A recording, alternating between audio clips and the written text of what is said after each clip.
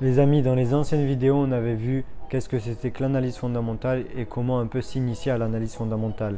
Ces deux vidéos que j'ai faites, en fait, je voulais pas trop les faire, elles ne me tenaient pas réellement à cœur parce que moi-même, je pratique pas énormément l'analyse fondamentale et je l'utilise que très peu dans mon trading. Par exemple, je vais jamais rentrer dans un trade uniquement sur un point de vue fondamental. C'est impossible. Et ça, c'est pas pour rien, c'est pour plusieurs raisons et c'est les raisons que je vais essayer de vous expliquer dans cette vidéo. La chose que je tenais à préciser sur cette série, on va dire de 3 vidéos sur l'analyse fondamentale, c'est que j'ai fait ces vidéos parce qu'on m'a énormément demandé de les faire.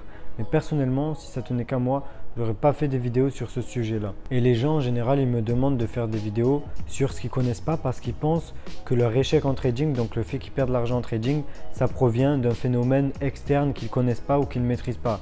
Donc par exemple, les gens, ils pensent être bons en analyse technique, ils font des pertes en trading, donc ils pensent que leurs pertes en trading elles sont dues à leur manque de connaissances en fondamentaux. Et c'est absolument pas le cas.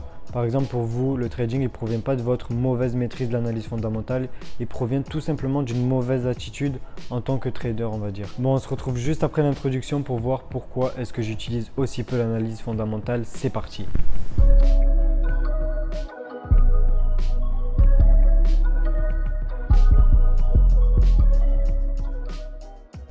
Donc déjà, la première chose à noter, c'est que le marché, il évolue dans 3 sens. Donc il évolue soit à la hausse, soit à la baisse, soit il va stagner, il va ranger, on va dire. Et le fait de faire une analyse fondamentale, ça va nous permettre de dire où est-ce que le prix devrait aller. Et c'est ça le gros problème. Par exemple, en analyse technique, dès qu'on va anticiper un scénario, donc on va se dire le prix pourrait aller à ce niveau-là, on va dire il pourrait avec certaines probabilités.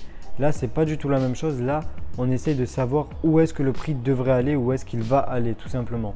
Or, le problème, c'est que parfois, le prix, il va pas aller là où il devrait aller par rapport aux règles économiques. Le prix, en fait, il respecte juste les règles de l'offre et de la demande. Et le problème de ça, c'est que dès que le marché ne va pas là où il devrait aller, on a certaines personnes du coup qui trade exclusivement, on va dire, avec les fondamentaux, qui deviennent fous et qui disent voilà, les marchés sont manipulés, les marchés ils ont changé, ou alors les marchés font n'importe quoi, alors que les marchés c'est juste le résultat de l'offre et de la demande. C'est juste un prix. Et du coup, ça arrive souvent que des personnes bornées sur les fondamentaux ne comprennent pas ce qui se passe et n'arrivent pas un peu à répercuter quand ils sont en perte. Je pense notamment à toutes les personnes qui shortaient l'action Tesla par exemple. Et aussi le fait de faire une analyse fondamentale et d'être borné sur un point de vue parce qu'on sait à l'avance ce que le prix devrait faire, eh ben, ça va nous mettre dans un mauvais état psychologique parce qu'on va être moins en mesure de se dire que tout est possible. Et c'est exactement ce qu'il faut se dire normalement.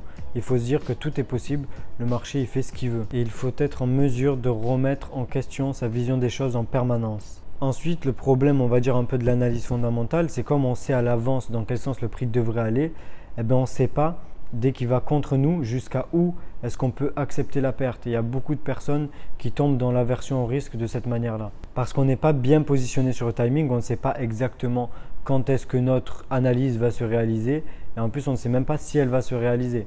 Mais quand on est persuadé que notre analyse va se réaliser, eh bien on peut encaisser d'énormes pertes en restant dans une position. Donc en général, on n'a pas une bonne stratégie de sortie. À la limite, peut-être que les personnes qui vont utiliser fondamentaux, ils vont utiliser des techniques de hedge.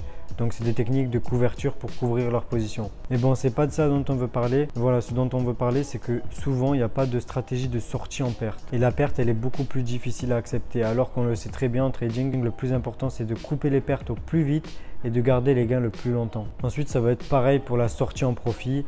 Ben, on ne sait pas à quel niveau ça va être optimal de sortir en profit. Tous ces problèmes un peu de l'analyse fondamentale et des fondamentaux, on va dire, eh ben, c'est des problèmes qui vont se répercuter sur la psychologie et qui vont nous mettre potentiellement dans une mauvaise psychologie. En tout cas, c'est comme ça que moi, personnellement, je vois les choses. Ensuite, le problème, c'est que comme on n'aura pas de sortie exacte en perte, eh ben, ça va être beaucoup plus difficile de bien sizer la position, de bien sizer le trade et de le sizer d'une manière optimale.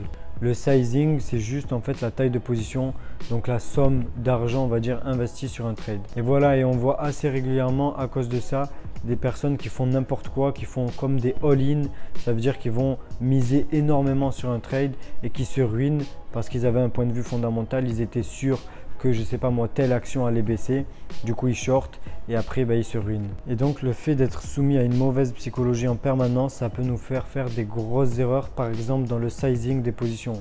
Donc on peut être amené à faire un all-in parce qu'on est sûr que le prix devrait aller dans ce sens-là par exemple. Et ce genre de trade il peut passer, Mais en général, le jour où il passe pas, le jour où il y en a un comme celui-ci qui passe pas, ça peut ruiner un compte et c'est fini. Donc pour remettre en avant cette mauvaise psychologie auquel peut être soumis un trader qui va utiliser que des fondamentaux, c'est par exemple laisser courir les pertes et donc faire une sorte d'aversion au risque. Ensuite, il peut mettre une grosse taille de position ou un all-in sur un seul trade. Tout ça à cause de la surconfiance. Ensuite, il y a aussi une erreur due à une mauvaise psychologie, c'est de prendre que l'information qui va confirmer notre point de vue.